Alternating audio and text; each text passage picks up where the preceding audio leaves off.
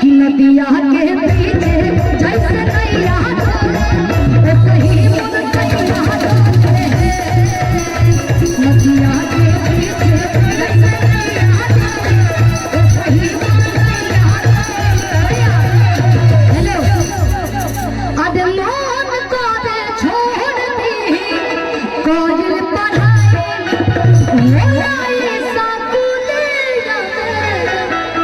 अरे बहुत लड़ाई काहे करते कि मन करे छोड़ दी कोयल पढ़ाई बहुत लड़ाई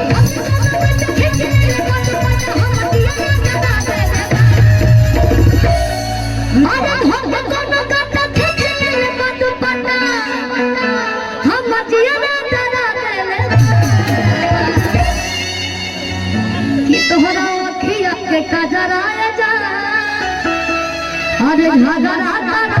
ले बा कि तोहरा अखिया के कजराए जा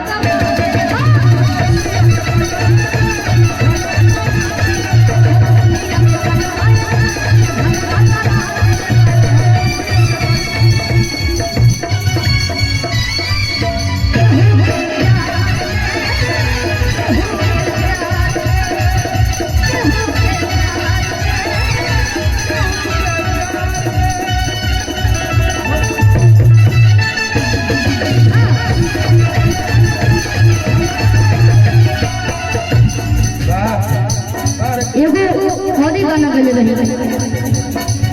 कि गुंडा पे सावन पे फौकाता रे बोलो भैया तनी काला साड़ी हो जाओ। हाँ काला साड़ी ये भागीरथ पाठक उर्फ इनका भागीरथ पाठक नाम है लेकिन मैं प्यार से बोलूं भैया इनको बोलती हूँ इनका गाना लिखा हुआ है मैं बता दूं कौन कौन सा गाना कि 24 घंटा और आप सबका आशीर्वाद बना रहे मेरे ऊपर इनके भी ऊपर कि हिट पे हिट गाना लिखते रहे 24 घंटे और सुखदयाल भैया एक बार आप ही आ जाइए एक गाना आप लोग सुने थे हो कि नचाए वाला हाय हाय हाय अरे नचाए वाला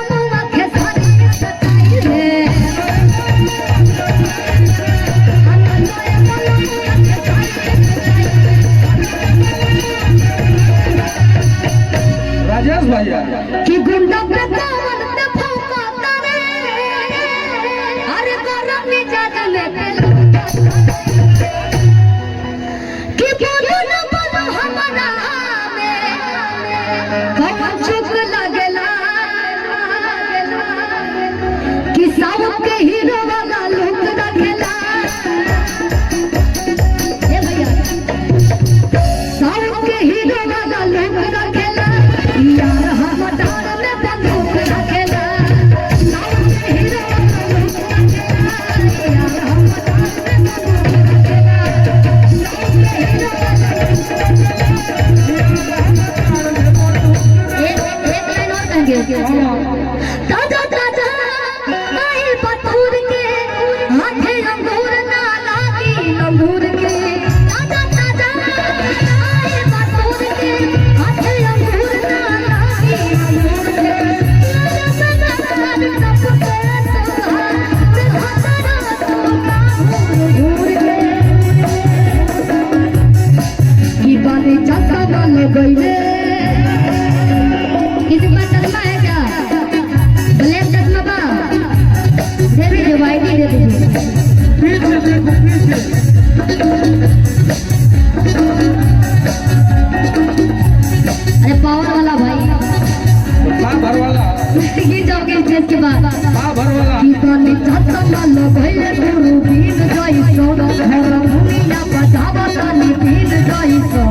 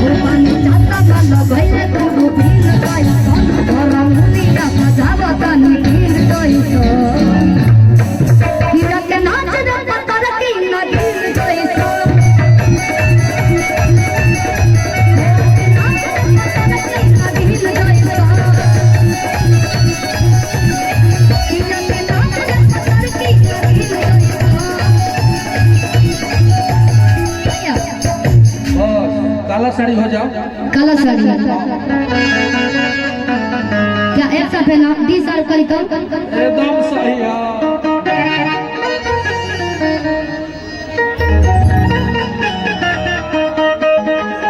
ओके ओके काला साड़ी नहीं अच्छा लगे ना आप लोग के